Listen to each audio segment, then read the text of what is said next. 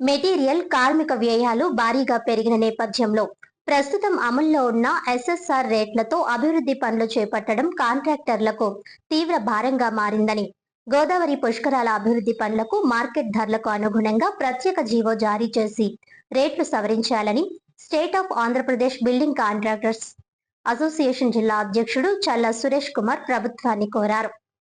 పాత సోమాలమ్మ అమ్మవారి ఆలయం సమీపంలోని అసోసియేషన్ కార్యాలయంలో నిర్వహించిన మీడియా సమావేశంలో ఆయన మాట్లాడుతూ, ప్రస్తుతం ప్రభుత్వం నిర్ణయించిన ఎస్ఎస్ఆర్ రేట్లు మార్కెట్ ధరలకు ఏమాత్రం సరిపోవడం లేదన్నారు. కంకర, ఐరన్, బిటుమెన్, సిమెంట్, డీజిల్ రవాణా ఖర్చులు గణనీయంగా పెరిగినా ప్రభుత్వ రేట్లలో తగిన మార్పులు లేకపోవడంతో కాంట్రాక్టర్లు నష్టాలను ఎదుర్కొంటున్నారని పేర్కొన్నారు.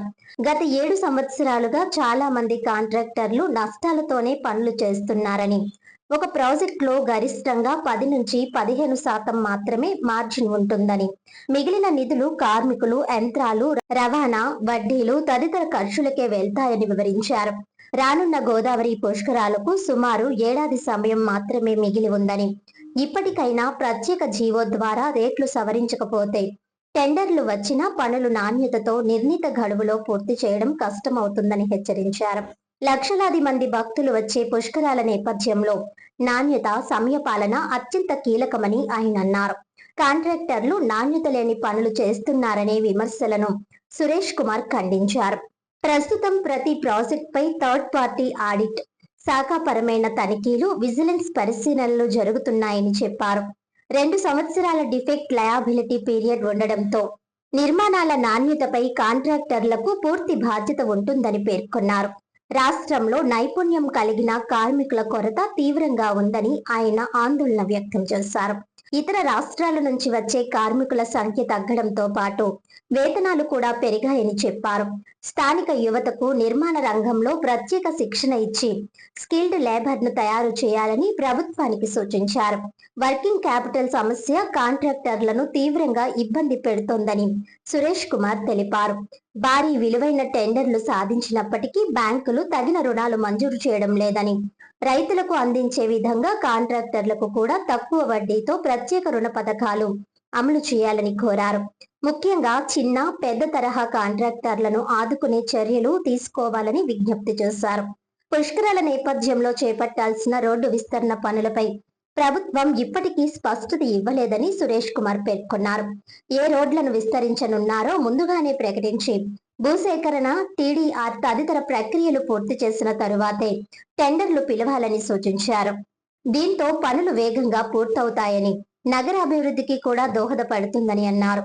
పుష్కరాలు ప్రతి 12 సంవత్సరాలకు ఒకసారి జరుగుతాయని, చివరి ఏడాది లేదా 2 ఏళ్లలో హడావిడిగా పనులు చేపట్టడం కంటే కనీసం 5 ఏళ్ల ముందే ప్రణాళిక రూపొందించి దశల వారీగా నిధులు కేటాయించాలని సురేష్ కుమార్ సూచించారు.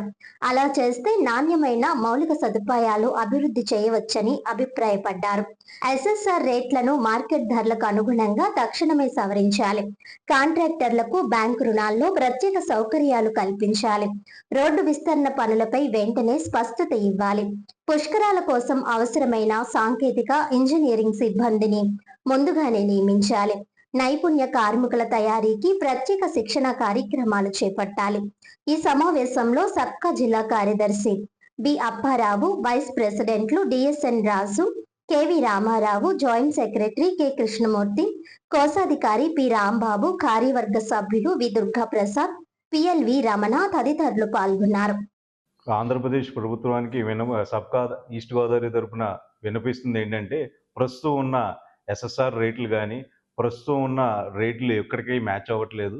రాజమండ్రి మున్సిపల్ కార్పొరేషన్ తరఫున పిలిచే టెండర్లు కానీ, గవర్నమెంట్ ఆఫ్ ఆంధ్రప్రదేశ్ తరఫున పిలిచే మిగతా డిపార్ట్మెంట్ టెండర్లు కానీ దాని యొక్క ఎస్ఎస్ఆర్ రేట్లు ఇప్పుడున్న ప్రస్తుతం ఉన్న మార్కెట్ రేట్ మ్యాచ్ అవ్వట్లేదు. కాబట్టి గవర్నమెంట్ ఆఫ్ ఆంధ్రప్రదేశ్ని మేము కోరేది ఏంటంటే, ఇప్పుడున్న ప్రస్తుతం ఉన్న మార్కెట్ రేట్లని మీరు పరిగణనలో తీసుకొని స్పెషల్ జీవో పుష్కరానికి తీసుకొచ్చి ఆ రేట్లతో మాత్రమే టెండర్లు పెరాల్సిందిగా మేము స్పెసిఫిక్గా కోరుతున్నాం.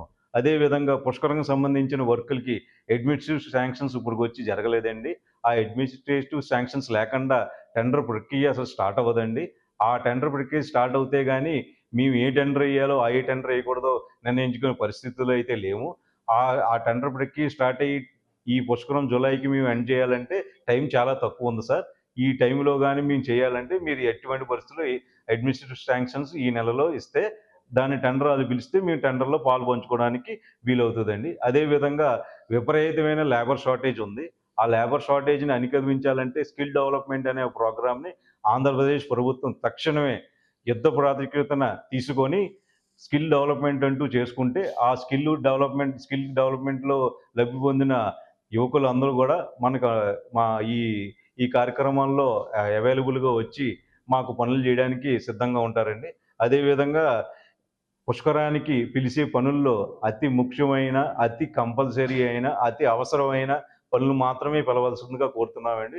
దానివల్ల ఏంటంటే మేము చేయడానికి ఈజీగా ఉంటది. ఇంకోటి పర్మనెంట్‌గా ఈ ఊరికి ఉండిపోద్దండి. టెంపరరీ గాని, అసాధ్యమైన పనులు గాని టెండర్‌లు పిలిచి మా కాంట్రాక్టర్లు టెండర్‌లో పాలుపంచుకున్న తర్వాత ఈ పుష్కరం టైం అయిపోయిన తర్వాత మనం అటు ఇటు చూడకుండా అవసరమైన అతి ముఖ్యమైన పనులు మాత్రమే రోడ్లు గాని, డ్రైన్‌లు గాని, అరేంజ్‌మెంట్స్ గాని, ఘాట్లు గాని పిలవాల్సిందిగా మా సబ్కా ఈస్ట్ గోదావరి తరపున నేను మిమ్మల్ని కోరుతున్నాను సార్.